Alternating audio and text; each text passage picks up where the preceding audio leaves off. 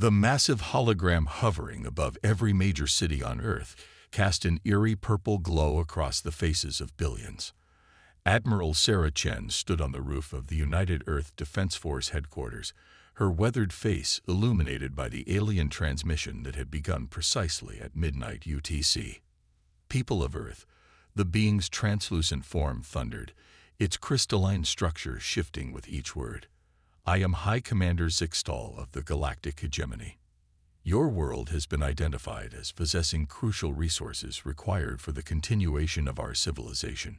We have monitored your development and determined you are suitable for integration. Sarah's hand tightened around the railing as she watched. 25 years of military service hadn't prepared her for this moment. The alien's next words sent a chill through her spine.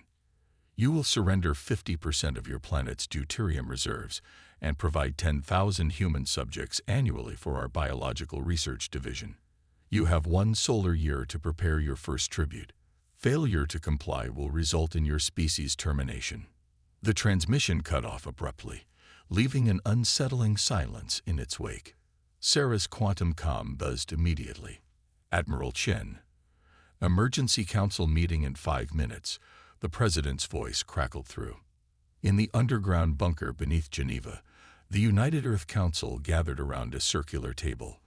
The room hummed with tension as holographic displays showed the alien vessel in high orbit, a massive structure that resembled a crystalline snowflake, stretching 20 kilometers across. Their technology is beyond anything we've ever seen, Dr. James Rodriguez, Earth's leading physicist, reported. The energy readings from their ship are off the charts. Conservative estimates suggest they could glass our major cities within hours. Sarah stepped forward, her voice steady despite the gravity of the situation. But they haven't attacked yet. They're giving us a year. That tells us something crucial. She pulled up tactical displays showing the alien vessel's position. They're either arrogant, resource-strained, or both. The Chinese premier leaned forward. What are you suggesting, Admiral? They expect us to spend this year preparing their tribute, Sarah replied, a slight smile playing at the corners of her mouth.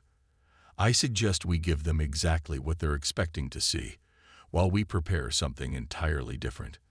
Dr. Rodriguez's eyes widened as he caught her meaning. The crashed scout ship in the Atacama, he whispered. Sarah nodded. For 3 years, we've kept that discovery secret from the public. A small alien vessel, barely intact, but containing technological insights we're only beginning to understand. Now we have a deadline and a purpose. The President stood, his face grave. What you're suggesting is incredibly risky, Admiral. If they detect any hint of military preparation. They won't, Sarah interrupted, pulling up a new hologram showing underground facilities across the globe. Because we'll hide it in plain sight. We'll make a show of preparing collection facilities for deuterium, construction of containment chambers for their subjects, all while our real work happens elsewhere. The council chamber erupted in heated discussion. Sarah waited patiently until the President raised his hand for silence. Dr. Rodriguez, do you believe we can make sufficient progress in 1 year? The physicist adjusted his glasses nervously. The crystalline computing cores we recovered. They don't just process information. They manipulate space-time itself. We've barely scratched the surface, but with unlimited resources and the planet's best minds. He took a deep breath. Yes, we can do something they won't expect. Sarah's eyes gleamed as she looked around the room. Humanity has always been at its best with its back against the wall. They expect us to submit, to bow down like every other species they've encountered. But they don't understand what they've done. She placed both hands on the table, her voice dropping to a fierce whisper. They've given humanity a common enemy, a common purpose, and most dangerously, they've given us time to prepare. The President nodded slowly. Very well. Admiral Chen, you'll head up this operation. Code name, Project Prometheus. As of this moment, Earth is at war, even if our enemy doesn't know it yet. As the council dispersed, Sarah lingered in the chamber, studying the hologram of the alien vessel. Their visitors had made a crucial mistake. They'd assumed humanity would react like every other species they'd encountered. But Earth had something unique, a history of fighting against overwhelming odds, of innovation born from desperation, and most importantly, an unshakable determination to remain free. The game was on, and humanity would play by its own rules. Dr. Elena Santos wiped the sweat from her brow as she stared at the holographic display floating above the workbench. The crystalline shard extracted from the crashed scout ship pulsed with an inner light, its lattice structure slowly reorganizing under her careful manipulation. 6 months had passed since the hegemony's ultimatum, and humanity's greatest scientific minds worked tirelessly in the vast underground facility beneath the Antarctic ice. The crystals responding to the quantum resonance field, she announced to Admiral Chen, who stood silently observing. It's not just a power source. It's a computational matrix that can alter local space-time. Sarah Chen approached the workbench, her breath visible in the cold air of the lab. Can we replicate it? Elena shook her head. Better. We can improve it. She gestured to a series of smaller crystals growing in adjacent containers. These are our hybrids.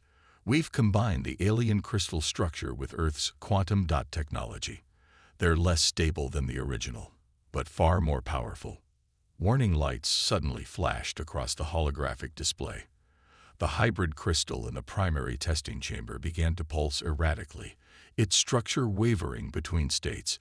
Elena's hands flew across the control interface, but the crystal's energy signature continued to climb. Clear the lab, Sarah shouted, but Elena remained focused on her work. No, wait. Elena's fingers danced across the holographic controls. This is exactly what we've been looking for.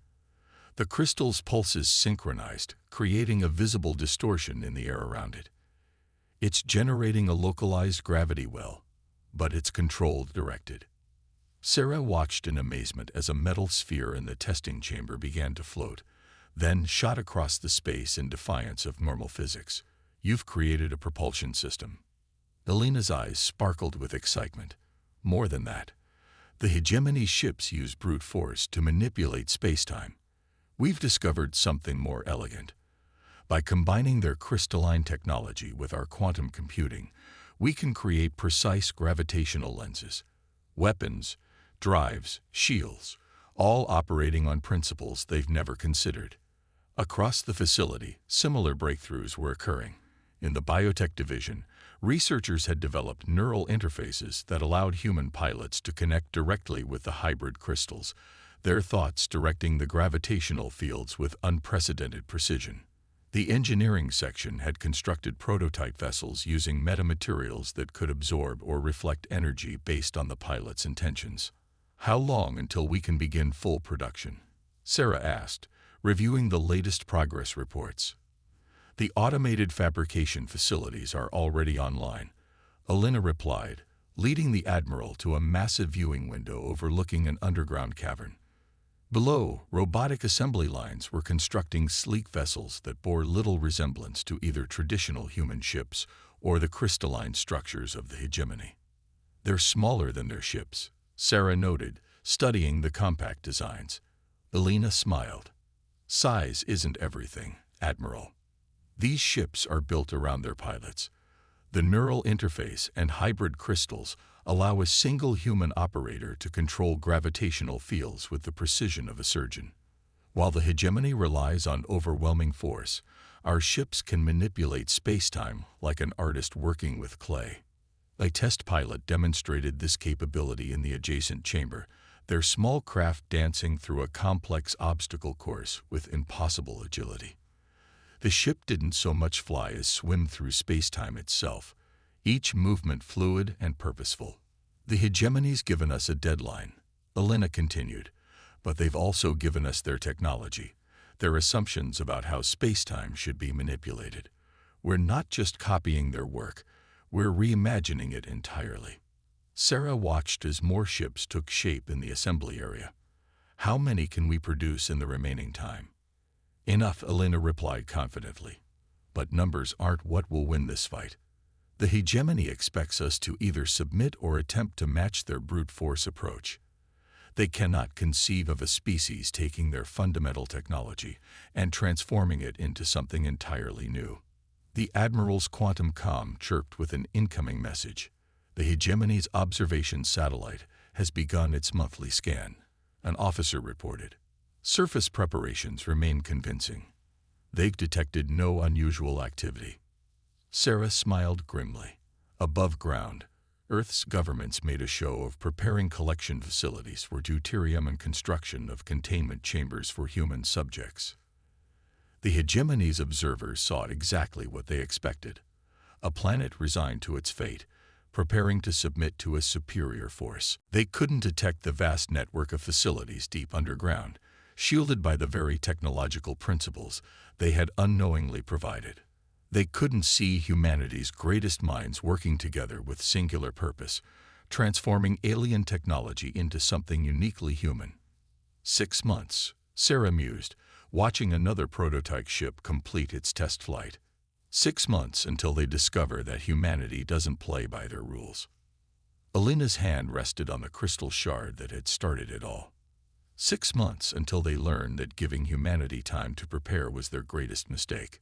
Commander Maya Patil floated in the neural interface chamber, her mind merged with her ship's hybrid crystal core. The vast training cavern beneath the Pacific Ocean housed dozens of similar vessels, their pilots learning to manipulate gravity itself through thought alone. 3 months remained until the hegemony's deadline, and humanity's hidden fleet grew stronger each day. Neural synchronization at 98%, the AI assistant reported. Ready for advanced maneuver training. Maya didn't respond verbally. She didn't need to. Her thoughts rippled through the crystal matrix, and her ship responded instantly. The vessel, dubbed Stingray for its sleek profile, moved through the underwater space with impossible grace. Traditional concepts of up and down became meaningless as she crafted gravitational fields to dance through the training course. Admiral Chen observed from the control center, accompanied by Fleet Commander Victor Ruskov. They're progressing faster than we anticipated, Victor noted, watching as Maya's ship led a squadron through increasingly complex formations. Necessity breeds innovation, Sarah replied. Every pilot knows what's at stake. They're not just learning to fly. They're rewriting the rules of space combat. The training exercise shifted into combat simulation. Holographic projections of hegemony vessels appeared throughout the cavern, their crystalline forms identical to the ship still orbiting Earth. Maya's squadron split apart, each vessel moving independently but functioning as one coordinated unit. Instead of meeting the larger ships head-on, the human vessels wove intricate patterns through space, creating overlapping gravitational fields. The simulation showed the effect. The massive hegemony ships found their own gravity manipulation suddenly working against them, their energy weapons bending back upon themselves. Beautiful, Victor murmured. They're using the enemy's strength as a weakness. Sarah nodded. The hegemony relies on brute force. Massive ships generating overwhelming gravitational distortions. Our pilots are learning to be gravitational artists, creating precise fields that interact with and redirect the enemy's power. The demonstration concluded, and Maya's squadron returned to their docking stations. As the pilots emerged from their neural interface chambers, Sarah noticed their exhausted but satisfied expressions. These weren't traditional military personnel.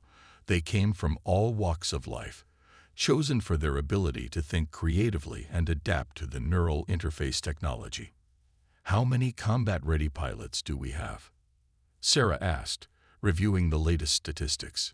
Victor consulted his quantum tablet. 300 fully trained, another 500 in advanced training. The neural interface rejection rate has dropped to less than 5% since Dr. Santos's latest improvements. Sarah walked to the massive observation window, looking out at the rows of ships being prepared for combat. Each vessel was unique, its crystal core specifically attuned to its pilot. Unlike the uniform designs of the hegemony, humanity's fleet celebrated diversity and individual adaptation. Status report from the other facilities, she asked. The Ural Mountain Base has completed their complement of ships. The Saharan facility reports their stealth system modifications are exceeding expectations. The Antarctic Weapons Research Team. Victor smiled. They're requesting additional testing space after their last breakthrough. Maya approached, still in her flight suit. Admiral, permission to speak freely. Sarah nodded. The simulations are good, but the hegemony won't expect anything like this. We're not just fighting differently. We're changing the fundamental rules of space combat. Each pilot is developing their own techniques, their own way of manipulating gravity fields. There's no standard playbook for them to counter. That's exactly what we're counting on, Sarah replied. Humanity's greatest strength has always been our diversity of thought, our ability to find unique solutions to seemingly impossible problems. An alert flashed across the command center's displays. The hegemony's observation satellite was beginning another scan. Throughout the hidden facilities, systems automatically adjusted to maintain their invisibility. On the surface, Earth continued its elaborate deception, constructing obvious facilities for the hegemony's demanded tribute. 3 months, Sarah mused. Are we ready? Maya's expression hardened with determination. No, Admiral, but we will be. Every day, we're discovering new ways to use this technology. The hegemony thinks they've mastered gravity manipulation, but they've become stagnant, predictable. We're just beginning to explore the possibilities. Victor checked another report. The Quantum Entanglement Communication Network is fully operational. All facilities can coordinate instantly without risk of detection. Sarah watched as another squadron began their training run, their ships moving with increasing confidence and creativity. Humanity has faced extinction-level threats before, she said quietly. Each time, we've survived by adapting, by finding solutions our enemies never imagined possible. The hidden fleet continued to grow, each ship a testament to human ingenuity and determination. In 3 months, the hegemony would return expecting to find a subjugated planet ready to surrender its resources and its people. Instead, they would face something unprecedented, a species that had taken their own technology and transformed it into something entirely new. Maya returned to her ship, preparing for another training session. As she settled into the neural interface chamber, she smiled. The hegemony had made a fundamental mistake in their calculations. They had given humanity time to prepare, assuming they knew exactly how that preparation would manifest. They were about to learn that humanity's greatest weapon wasn't technology, it was imagination. The massive hegemony fleet emerged from hyperspace exactly 1 year after their ultimatum, their crystalline ships casting prismatic shadows across Earth's orbit. High Commander Zixtal stood on his flagship's command deck, his crystalline form shifting with anticipation as he observed the planet below. Status report on the tribute preparations, he commanded.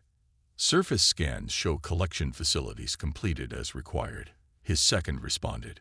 Deuterium storage units are filled to specified capacity. Containment chambers for biological specimens are ready. They appear to have complied fully with our demands. Zixtal's crystalline structure vibrated with satisfaction. Another species successfully subjugated, another resource world added to the hegemony's vast empire. Begin the collection sequence.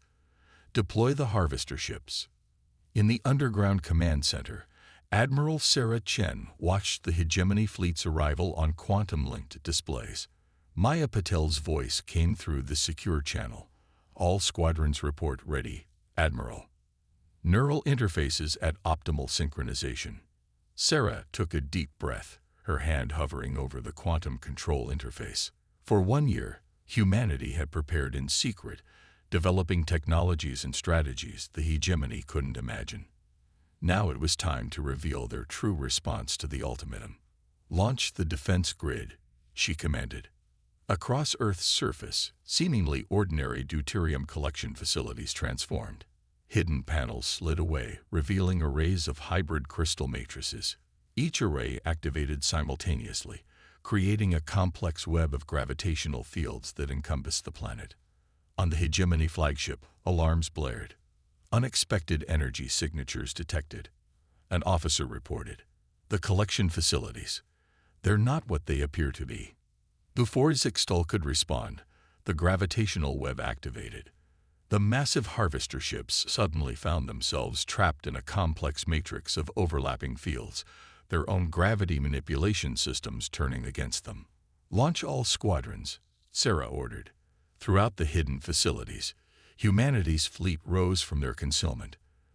The sleek ships emerged from underground bases, underwater facilities, and mountain hideaways, their hybrid crystal cores pulsing with power.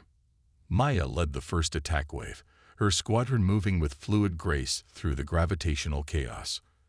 Unlike the rigid, predictable formations of the hegemony, each human ship moved independently, creating and manipulating gravity fields in unique patterns their enemies couldn't predict.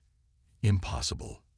Zixtal raged as he watched his harvester ships torn apart by their own gravitational forces.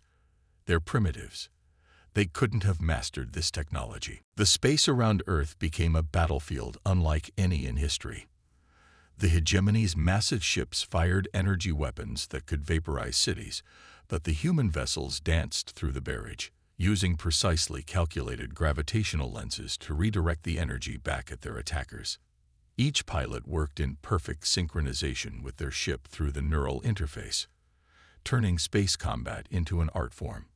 Maya's voice crackled through the command network. Secondary defense grid activated.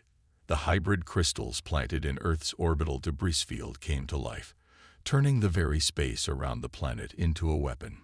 Defunct satellites and space junk became projectiles, guided by gravitational fields to strike at the hegemony's vulnerable points. They're attempting to regroup for a concentrated attack, Victor reported from his tactical station, exactly as we predicted. Sarah nodded. Execute Protocol Omega. Throughout the battle space, human ships suddenly paired off, their pilots linking their neural interfaces in a maneuver that had never been attempted before. The combined gravitational fields created phenomena that defied the hegemony's understanding of physics. Space itself seemed to fold and twist, trapping entire sections of the enemy fleet in localized time distortions. On his flagship, Zixtal watched in horror as his mighty armada was systematically dismantled by an enemy that should have been helpless before them. How? He demanded. How have they done this? The answer came in a transmission from Earth, broadcast on all frequencies. Admiral Chen's voice was calm, but filled with steel. You gave us a year to prepare, thinking we would spend it in resignation and submission.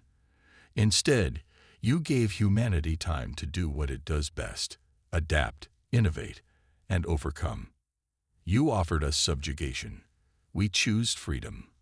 As if to punctuate her words, Maya's squadron executed a complex maneuver that created a cascade of gravitational singularities, tearing Zixtal's flagship apart from within. The hegemony's command structure collapsed into chaos as their leader's ship imploded. The battle continued for hours, but the outcome was never in doubt. The hegemony's rigid tactics and overwhelming force meant nothing against an enemy that had transformed their own technology into something entirely new. One by one, their mighty ships were destroyed or forced to retreat, their crews facing something they had never encountered in millennia of conquest: defeat. In the aftermath, Sarah stood in the command center, watching the cleanup operations begin. Status report: 87% of the hegemony fleet destroyed or captured. Victor replied. Our losses at 23%, mostly minor damage. The defense grid performed beyond expectations. Maya's voice joined in. The surviving enemy ships are in full retreat. Admiral, they're broadcasting warnings to the rest of their empire. From what we can translate, they're declaring Earth a prohibited zone. Sarah allowed herself a small smile. They came expecting to find sheep ready for slaughter. Instead, they found wolves in sheep's clothing. Send word to all commands. Operation Defiance is complete. Humanity is free. 6 months after humanity's victory over the hegemony, Earth had changed in ways few could have predicted. The captured alien vessels in orbit gleamed in the sunlight, their crystalline structures now research stations where human scientists continued to unlock the secrets of space-time manipulation. But it was the arriving ships that drew everyone's attention. Vessels from dozens of alien civilizations, all seeking audience with the species that had done the impossible. Admiral Sarah Chen stood in the newly constructed Terran Space Command Center, watching as another diplomatic delegation arrived. This one consisted of beings made of pure energy, their containment vessels escorted by Maya's squadron. That makes 17 species this week, Victor noted, reviewing the diplomatic logs. All former subjects of the hegemony, all seeking either alliance or protection. Or knowledge, Elena Santos added, entering the command center. The scientist had dark circles under her eyes from endless hours in the lab, but her excitement was palpable. The hegemony didn't just dominate through force. They maintained technological superiority. No species was allowed to develop beyond certain limits. Sarah studied the holographic display showing the known galaxy. The hegemony's territory was fragmented now, their once mighty empire collapsing as subjected worlds declared independence. And now they're coming to us because we broke those limits. We did more than break them, Elena corrected. We transformed them. Every species the hegemony encountered tried to match their brute force approach. We were the first to look at their technology and see different possibilities. The command center's quantum screens lit up with a priority alert. Maya's voice came through. Admiral, you're going to want to see this. The Arcturian delegation just shared their star charts. There are at least 30 more civilizations under hegemony control in the Orion Arm alone. Sarah's expression hardened, all waiting for someone to show them freedom is possible. She turned to Victor. Status of the fleet. Production has tripled since we went public with the program. We have training requests from every nation on Earth. The neural interface technology has applications we never imagined. Healing, education, artistic expression. Humanity isn't just reaching for the stars anymore. We're reshaping our understanding of what's possible. A soft chime announced another arrival. This time, it was a delegation of former hegemony scientists, their crystalline forms dimmer and less rigid than their military counterparts. They had defected after the battle, bringing with them centuries of suppressed research and theories. They're still having trouble understanding how we did it, Elena said, watching the delegates approach the station. Their society was so structured, so hierarchical, they couldn't conceive of letting individuals experiment and innovate freely. Sarah smiled. That was their greatest weakness. They saw uniformity as strength, never realizing that diversity, of thought, of approach, of solution, is the true path to advancement. The command center's displays shifted to show the latest data from the frontier. Human ships, now working alongside alien allies, were establishing a new network of defenses and communication relays. But unlike the hegemony's rigid control, Earth offered protection without demanding submission. We're getting more distress calls, Maya reported, her ship returning from escort duty. Worlds that want to break free from what's left of the hegemony. They've heard about what we did, how we took the technology that was meant to enslave us and turned it into something liberating. Elena brought up the latest research data. Every species brings new perspectives, new ideas. The crystalline computing cores we developed. The Centaurians showed us how to make them even more efficient. The gravitational field manipulation. The Proxima scientists had theories they were never allowed to test under hegemony rule. And now Earth stands at the center of it all, Victor mused, not as conquerors, but as catalysts. Sarah walked to the window, watching as ships from a dozen worlds moved in harmony through Earth's orbit. Humanity's victory had done more than ensure their own freedom. It had sparked a revolution in thought throughout the galaxy. The hegemony made 3 crucial mistakes, she said quietly. They gave us time to prepare. They underestimated our creativity. And most importantly, they never understood that true strength comes from unity without uniformity. A flash of light announced another ship's arrival.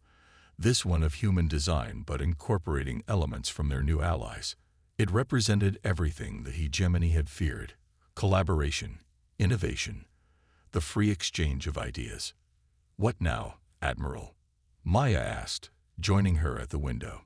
Sarah watched as more ships appeared, each one carrying beings seeking not just protection or alliance, but something more precious: hope. "Now we do what humanity has always done best.